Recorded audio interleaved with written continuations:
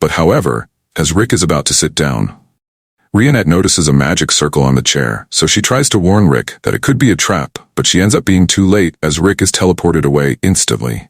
After that, the boy reveals his identity and we get to know that it's none other than Freed in disguise. Freed says he is quite pleased with himself for being able to trick Rick into falling for his trap.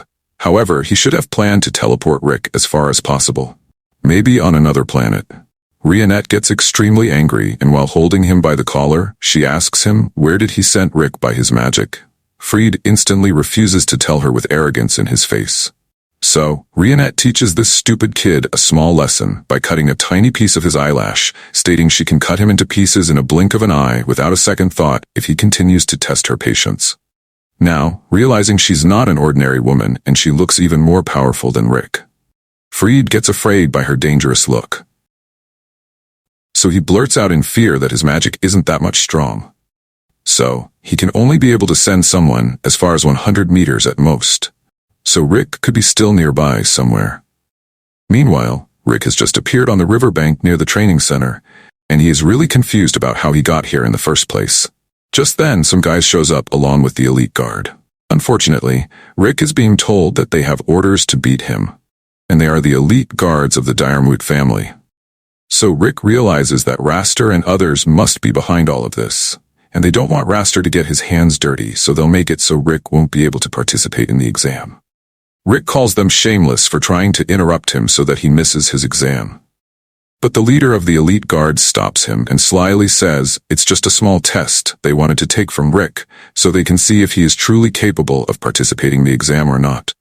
And among the elite guards, they have B and A rank adventurers, so they won't going to make mistakes in judging his worthiness. So, Rick starts to feel terrible because he has to fight multiple outmatched opponents at the same time, and it's totally unfair for him. Now he feels he is in a great trouble, and as he was pondering and worried about what to do, he notices 3 guys on the ledge nearby. After taking a close look, he realizes that they are his mentors and the senior members of his party. They scare him more than the elite guards themselves. His party members jumps down from the ledge and walks up to Rick and asks him why is he here when he has an exam to get to. So Rick becomes concerned about those guys because no one here exactly doesn't know how bad it is if his main mentor Broston gets angry. So Rick, fearing for the lives of the elite guards, he makes up a lie that they are just trying to help him to get ready for the exam. So, Broston understands and offers to join them if they are doing training. But Rick knows how hellish it is to train with Broston is, so he tries to warn the elite guards to get everyone to leave before they get themselves killed. But the leader of the elite guards doesn't take him seriously and orders his men to kill Broston. But as one of them tries to slash Broston on the head by the sword, it gets shattered into pieces instantly. But Broston praises the guy for strengthening his body well, but he's disappointed that he failed to strengthen his weapon enough that it breaks so easily. So he needs to train even more on his skills to go much longer with him. Otherwise he will be defeated in a blink of an eye. Now the guy gets angry and decides to use his fists instead to beat him up. But Broston effortlessly grabs his hand, and as the man was so weak as for him, that guy's hand gets crushed unintentionally. So, Broston tells him that he doesn't need to worry because he can fix it since he can do healing magic to restore his hand. The leader of the elite guards now started to realize that they might have messed with the wrong people, and now they begin to grasp how powerful this guys are. While all this going on, Mizette asks Rick if they are truly here to help him or they are here to pick a fight with them. Rick doesn't understand what to say, so Mizette understands it and says to Rick that he will handle this for him in a peaceful manner. He then pulls out his machine gun and starts to shoot devastatingly towards the guards, leaving everyone fainted on the ground. Rick yells at him for killing everyone when he said he would resolve this peacefully. But Mizette asserts that no one has died probably, and this is how he does the work. Then on the other hand, one guy tries to take Alice, or I say Alice, as a hostage to gain upper hand. But this guy has no idea how dangerous she can become, so even Broston tells him that he had better back away from her slowly if he doesn't want to die. But that guy doesn't listen, and at a time he hits her to get her to shut up, and his fate was sealed once he did that, because Alice proceeds to evaporate him from this world. The other members of the elite guards are shaken with fear and couldn't believe what just happened. But the leader has just figured out what is actually happening here, so he tells them the vampire girl is a prodigy who is the world's strongest mage or enchantress, despite only being 10 years old. Eliseret Drakel. Mizet Eldwarf is an elf who is so skilled that he can build technology no one has ever seen before. And Broston Ashork is an orc who has incredible and unimaginable strength and wisdom. And they are all S-rank adventurers, meaning they possess power beyond our common sense. On top of it, they are part of a party which consists entirely of S-rank adventurers. The leader can't imagine that he is getting to see such powerful people in person. So, now that he has, he decided to do the smart thing and forfeit his membership to the elite guard. However, the rest of the elite guards who didn't quit ended up having to deal with Alice. So, Rick just tries to ignore the screams of pain and tries to focus on his exam. After that, Rick makes it back to Rionette, who is finishing her conversation with Fried, and they soon find Lynx, who is beaten earlier badly by Raster. Lynx says, when he was going, Raster stopped him and asked him what his dreams was, and when he said he wanted to build a school for the kids back in his village. Raster said, "Oh, I see. So go back to your useless kids and leave my place right now." Then he beat him up for daring to stay at his place. Raster did this to get to Rick and make him fail as soon as possible. Rick now becomes very angry about Raster. So, while he was scared before, he now has nothing but the determination to beat Raster's ass. Meanwhile, the battle has just about to begin, and everyone is arriving at the battleground, one by one. At this moment, we get to see a young guy named Adolf, and he is looking at everyone to see their power level and mana. He says there are 4 cores of power in this world that are strength, dexterity, magic capacity, and magic control. Adolf was born with a special ability to tell exactly how much power a person possesses by only looking at them. To demonstrate to us, he looks at a random contender and sees that he is totally lacking his strengths. So as expected, sometimes later he gets taken out by Raster so badly that he had to be carried out by the Steckers. But when it comes to Raster, we see that he is a powerhouse with most of his core strengths. His mana capacity was so high that Adolf's eyes began to hurt slightly, since scanning strong people strains his eyes. As a result, when he begins to look towards Rick, his eyeballs started blasting in his head. Meanwhile, at the stands, Rick's former co-worker goes up to Rionette and introduces herself as Elisa Granger, and says she had seen her with Rick before. So, when Rionette tells her that she is a part of Rick's party, Elisa is overjoyed to hear that Rick has new friends, and since everyone was getting ready to watch Rick's test, Rionette invites her to join them. Elisa happily accepts her invitation and walks towards the seats, but in her surprise she sees Broston here. Because he is an orc and it is rare to see a being like him in this kind of places. Mizet invites Rionette to sit next to him, but Rionette politely declines, because his intentions towards women isn't that right. Then he notices Elisa standing behind Rionette and asks her, who is she? So, Rionette introduces her as Rick's former co-worker, Elisa. Then, she greets them all respectfully. Mizet notices the huge personality Elisa has, so he eagerly offers her the seat next to him. But Rionette isn't going to let Elisa fall victim to Mizet's perverted intentions, so she dragged her from there and they both sit behind them. So, he says okay. Maybe I will taste her later.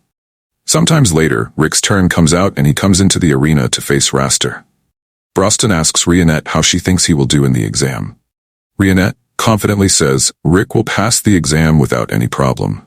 But Elisa doesn't think it'll be that easy, and she continues to say Raster is an A-rank adventurer and he's well known for using excessive force to beat down low-rank adventurers. But if Raster is just A-rank, then Broston is sure Rick won't have any problem beating him. Seeing Rick in front of him, Raster is a little bit shocked, since he sent his elite guards to beat him up, but how he came up to here. Raster pretends to seem like he doesn't know about anything, and it's not a big deal. Rick asks Raster why he became an adventurer, and what is his inspiration. Raster answers that he just did it for the status, and since so long as he has a high rank, he gets to beat up some losers like him for fun. He doesn't actually have to put himself in any danger, and he can show his adventurer card anytime someone questions his authority. Hearing this, Rick says if his reasons are really that low, then Rick says he refuses to lose to him no matter what he does. Raster begins by firing a level 1 ice spell at Rick, but he intentionally misses, but Rick didn't move an inch, so he mocks Rick for being frozen in fear. But the real reason Rick is standing still is because Rionette had advised him to use the first minute of the exam to calm himself and observe Raster's movements. Now, Raster is getting ready to attack Rick for real this time, so he casts a level 3 fire spell at Rick. And Rick is also impressed by seeing Raster casting such level of spell so quickly, but he has to keep observing so he can't dodge it. Then the fire blast hits Rick, and he gets it head on, and while Elisa is really worried about him, Rick turns out to be completely fine. Broston tells Elisa that Rick is strong enough that a blast like that has no chance of damaging him. He explains the 4 cores of the mana capacity must be trained from an early age, otherwise one loses all hope of growing in that category. It usually has a time period to grow in a person, and that gets ended when the person reaches in his 20s. So since Rick became an adventurer at the age of his 30s, his mana capacity is not that developed, which is why he puts a lot of effort into training the other areas. Broston trained him in physical strength and had Rick do things like running between villages, but with 900 kilograms of ankle weights and some venomous snakes, chased him through the forest. Broston did everything he could to build up his strength, and Mazette trained him in mana control. It's honestly surprising that Mazette didn't give up on teaching halfway through, since he never liked working, but when it came to Rick, he wanted to make sure that Rick could put up some good magical defenses. Otherwise, he would have been turned into ashes by the time now. He also says O.N.A was the one who trained him in dexterity, and this makes her shock, since Elisa thought O.N.A was a maid. But O.N.A says she enjoys wearing a maid outfit for fun. Rick put everything he has into learning from them. So he already possesses the power of an S-rank adventurer. Although he doesn't realize it, because Broston always letting him into thinking F-rank adventurers were much stronger than him. As Raster is about to cast another spell, he begins to insulting Rick and Lynx for being too old to stick around in the adventurer's business. And as he says this, he throws every elemental attack in his archive at Rick. By the time he's done, he believes Rick must be dead, or at least severely injured. But to his shock, Rick survived all of that without a single scratch. Raster started getting annoyed by how resilient Rick is, so he decides that he will finish Rick off with his bare hands. So he casts a strengthening spell on his hands and legs before rushing towards Rick. But as he throws a punch, since Rick has watched Raster long enough that he now sees everything he needed to counter Raster. While Raster does have a larger mana capacity than him, and also that's all he has, he never took the time and effort to truly refine his powers. So although he has the potential to be stronger than Rick, but as of this moment, Rick understands that he is stronger than him. Raster tries to pass off Rick's successful counterpunch as his fortune, so he is going to get serious and cast a full incantation to take Rick out. But though the spells look pretty impressive, Rick was able to block it with one hand, and even insults Raster for his sloppy spell execution rank adventurer. But he still claims Rick had just been lucky. He was thrown into a dragon's crater and wasn't allowed to leave until he defeated it. He got blasted over and over again with extremely powerful explosions, and then he was forced to swim through a quag of monsters until he choked on it. Elisa can't believe Rick survived all of that. But Broston tells her that he didn't survive all of that, since some of his encounters were so deadly that Rick wasn't able to survive. And there's time when they found Rick with his whole body gets fried like a patty, but Broston was there to heal him back to life. Since Broston's healing magic is so powerful as long as it was applied in the right moment. So no matter how many times Rick ended his life, they always brought him back to life. That's how he managed to exceed his physical limitations. And it is honestly surprising how well Rick handled it, since none of them had any for his safety. So if Mazette throws him off from a cliff for training, and if he died, they just called Broston to heal him. The same thing happens with Alice's training and O.N.A's training, leading to several life-ending injuries. Raster doesn't believe any of this, since even if there was a way for Rick to build himself to this level, what is the reason for him to train like that? What reason would he have to willingly put himself through a hell like that? Is this just to become an E-rank adventurer, which no one even cares, since he is that old? It's no way he can get some status out of it. Rick says he is not doing this for a cheap status gain. He is doing this because he has a dream of eventually killing the world's strongest monster, Kaiser Alsapiet, and becoming the greatest hero he always wanted to be, who saves the people around him. Raster begins laughing at Rick because he thinks the monster is nothing more than an old story, and Rick still believes in this. But in reality, the monster is very real, and the main goal of the Orichalcum Fist Party is to one day eliminate that monster completely. Raster doesn't believe that the monster even exists, and calls Rick dumb for believing in a children's story. But Rick doesn't care if Raster doesn't believe him, since his mission has nothing to do with him. Raster is tired of listening to his stories, so he says he will now end this fight once and for all, and uses a level 7 binding spell to hold Rick in place. He then begins the chant for the strongest spell he has in his mastery. With this, Raster believes the fight will be over, since there's no way Rick would be able to overpower a spell like this powerful. And no one has ever able to beat him when he gets into this form. However, Rick begins charging up a level 1 air shot to fight against him. So Raster begins to laugh at him and says a mere level 1 spell could never beat his level 8 spell. Yet Rick is still completely confident that his air shot will be enough to punch through Raster's Vine Giant 100 million times, so he knows how to unleash its full potential. On the other hand, Raster has used this spell a handful of times at most, so he hasn't refined it to its utmost capabilities. No one believes in Rick's claim of using that spell 100 million times, including Elisa, since it is physically impossible to do that in only 2 years. But Broston assures her that he is telling the truth, although he needed space-time magic to make it possible. Raster still doesn't believe in his saying, so he gets ready to smash Rick into the ground and finish him. But as he gets ready to punch him, Rick effortlessly snaps the binds on his hands and legs and clashes with Raster. But right then, his vine monster started crumbling from Rick's power before finally being shattered into pieces and sending Raster flying off into the stands. But fortunately, he's alive. But his pride isn't. On the other side, hardly anyone can believe what they just saw, as an F-rank adventurer just defeated an A-rank adventurer.